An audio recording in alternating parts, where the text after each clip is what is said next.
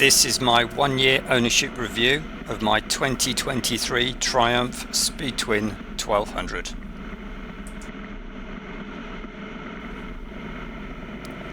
Let's deal with the specs first. It's got 99 brake horsepower at 7,250 RPM. It develops 83 pounds per foot of torque at 4,250 RPM. That's 112 Newton meters. The bike weighs 216 kilograms wet, so that's with fuel. The seat height is 809 millimeters. The bike, my bike, is completely standard. I've got no accessories fitted to it. There's no aftermarket add-ons. Obviously, the Triumph catalogue has dozens, hundreds possibly, of different accessories you can buy for the bike. But in my view, it just looks fantastic the way it comes. So didn't feel any need to spend any extra money on it. I don't need it to sound any better. I don't need it to go any faster. So I've no desire to spend any extra on it. The engine on the bike is a 1200cc parallel twin. As I said, develops 99 brake horsepower, and any bike with around 100 horsepower is going to be a fast bike on the road. But really, this bike is all about the torque. 83 pounds per foot at 4,250 RPM, which is nice and low in the rev range. So the bike just has instant pull, instant grunt. So overtaking slower moving vehicles is easy on this bike. Although ultimately, if you want it to be, it is a fast bike. It's not the sort of bike that really encourages you to ride it extremely rapidly. It's a naked bike, it's a retro styled bike. It's just a brilliant bike really for driving around your local B roads through the countryside, admiring the view, just safe in the knowledge that if you need it to perform, it certainly will perform.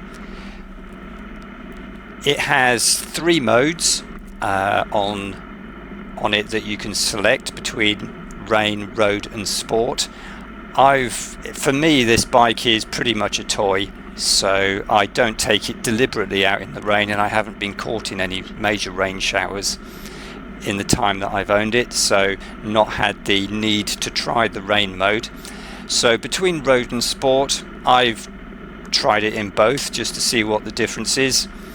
I normally just keep it in road mode. I prefer the throttle response in road mode over sport. I find in sport mode the throttle is probably a bit snappy. It's very responsive in sport mode, that's for sure.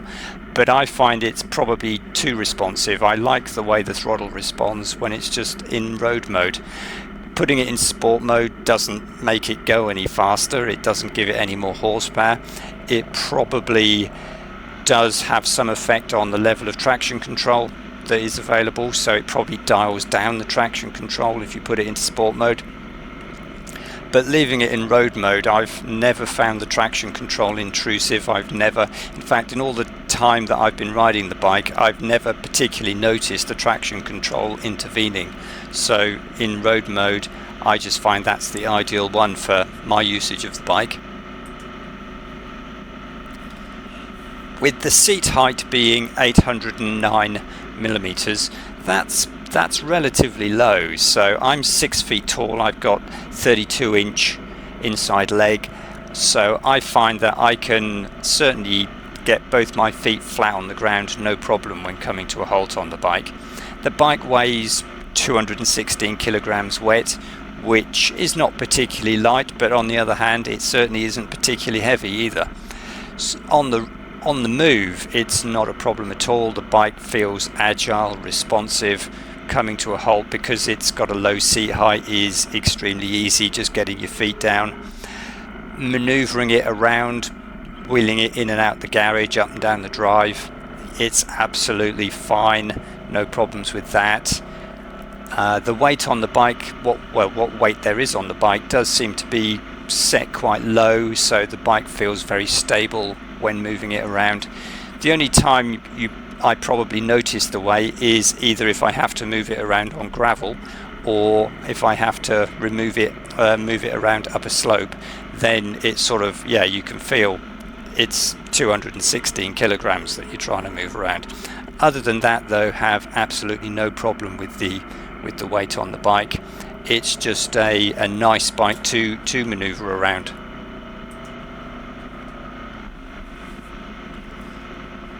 I find the handling on the bike extremely good. It has front Marzocchi forks, and it has twin unbranded shocks on the rear.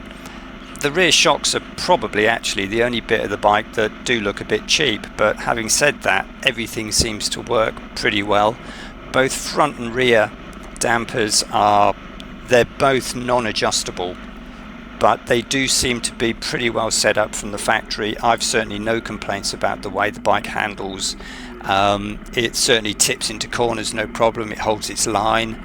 Everything just works absolutely fine in that department. The bike has Brembo brakes, front and rear, which work extremely effectively. Both the front and the rear brake are very effective, so the bike certainly has plenty of stopping power. The tyres on the bike are Metzeler Racetech RR tyres, which are an extremely sporty tyre. They look more like cut slicks, really. They're straight off a sports bike, which does seem a bit of an odd choice for a bike that is clearly meant to be just a road bike. It's part of the Triumph Modern Classic range, so it's a retro style bike. The tyres that it comes with as standard, I mean, I suppose there's positives and negatives related to them. On the positive side, you have it on a dry road, and the level of grip you get is really, really high. Certainly tipping it into corners, as I said, no problems at all. It will certainly hold its line. But the downside to that is these aren't really a winter or wet weather tyre.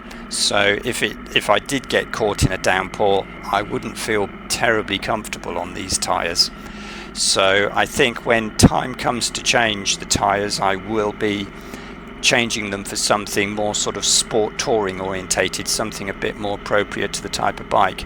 I think if the Triumph Speed Twin were your only bike and you were an all-weather biker, then I really don't think that the tyres that it comes with as standard would be very appropriate and would probably need swapping out quite quickly.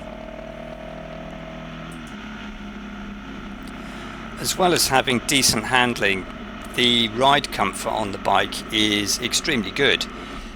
As I mentioned, the suspension is non-adjustable, so you just have to leave it exactly as it's come out of the factory. But everything seems to be set up really well. The ride quality on the bike is very good. It absorbs bumps and potholes and sunken drain covers. It absorbs all of those really well. It's a very stable bike. So the running around on the sort of local B roads and minor roads, it certainly rides through them with absolutely no problem at all. The bike is fitted with a bench seat, which is good because it gives you plenty of room to move around on, although the seat itself doesn't have a great deal of padding on it, so although it's comfortable enough, I would say it's certainly fine for an hour, probably 2 hours, but anything longer than that I would be wanting to get off and take a break, that's for sure. So it really doesn't have an awful lot of padding. Triumph do a comfort seat for the bike. Whether that offers any sort of significant improvement, I don't really know, but that's going to be expensive. And as the bike is not a bike I would consider going on sort of long distance tours on, it's not an issue because an hour or two on the bike is probably what I mostly do when just going out for weekend rides. The riding position on the bike is generally absolutely fine. The riding position sort of suits me. As I said, I'm 6 feet tall with 32-inch legs. The peg height is quite high, which which means your legs are fairly bent, which again is another reason why I probably wouldn't want to be doing all-day rides on the bike. Of course, the bike is also a completely naked motorcycle, so it has no wind protection. So once you're up to about 70 plus miles per hour, then you're gonna feel the full force of the wind. So that's one reason why it's a much better bike for going around A roads, B roads, those sorts of things, than it is just sort of pounding it down the motorway, which is certainly not something that the bike would be particularly comfortable doing that. Well, the bike would do it absolutely fine. It's more the rider comfort that's going to be the problem. The quality of the bike is absolutely top notch. Everything on the bike, with the possible exception of those rear shocks, looks to be made from quality materials or their quality components. Everything from the tyres to the brakes to the switchgear. The paintwork is extremely nice. It's deep and lustrous. I mean, mine's the standard colour, black, but it does look to be a very sort of quality paint job on it. Nothing's broken, nothing's fallen off, everything just works. The instruments are extremely nice with proper metal instrument surrounds. Just, yeah, Triumph quality I think is extremely good. It's not the first Triumph I've owned, and it's actually not the only Triumph that I own, and the quality on all of them I would say is absolutely top drawer. I've no complaints at all in that regard. Reliability on the bike has been absolutely perfect. Nothing at all has gone wrong with the bike. It's not given me any issues. It just starts on the button, it runs, it sounds brilliant. It's only been back to the dealer. The only time it went back to the dealer was to have its first 600-mile running in service. So in the year that I've owned it, it's been an absolute delight.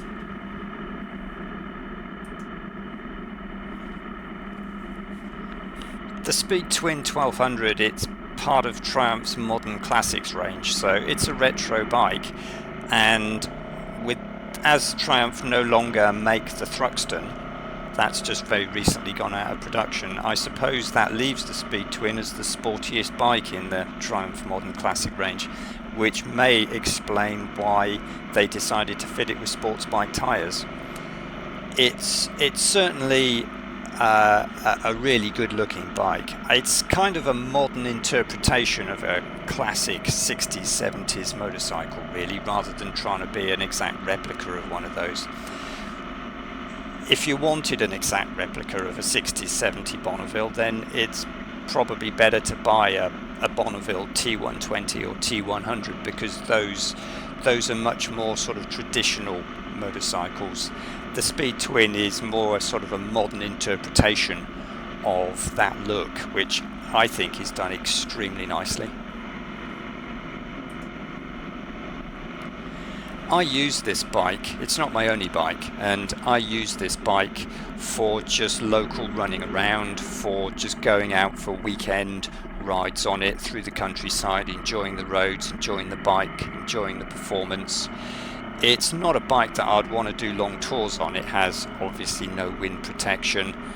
It's the riding position or the leg position can be a little bit cramped, particularly if you're a taller rider, and the seat can be quite hard after a couple of hours, so it's just not an ideal bike really for doing long tours. Similarly, it has no provision on it for fitting luggage particularly. You can buy lots of bits of different aftermarket luggage sets to go on it, but generally that means bolting on bits of scaffolding on the side of the bike, which would be an absolute tragedy, I think, on a bike that looks this good. Sticking sort of panniers on something like my Triumph Tiger, well, that's absolutely fine. It just sort of doesn't look out of place on that kind of bike. But putting that on something as lovely as the Speed Twin, that just wouldn't work for me at all. The motorcycle enthusiast in me loves the Speed Twin. I just love owning the bike. I love riding it, I love looking at it, I love polishing it. But it really couldn't be my only bike. It's just not the complete all-rounder that the Tiger is. So if I had to go back to one bike, whether I would keep the Speed Twin and sell the Tiger, or keep the Tiger and sell the Speed Twin, I really don't know. I suppose it would depend on what I thought most of my usage on the bike wanted to be. I would certainly miss either bike if I had to sell one or the other. So that would be a really tough call to make, which fortunately that's not a decision that I have to take right now. So I'm very happy with both the bikes that I have. Very pleased with the Speed Twin. Just love everything about it, really.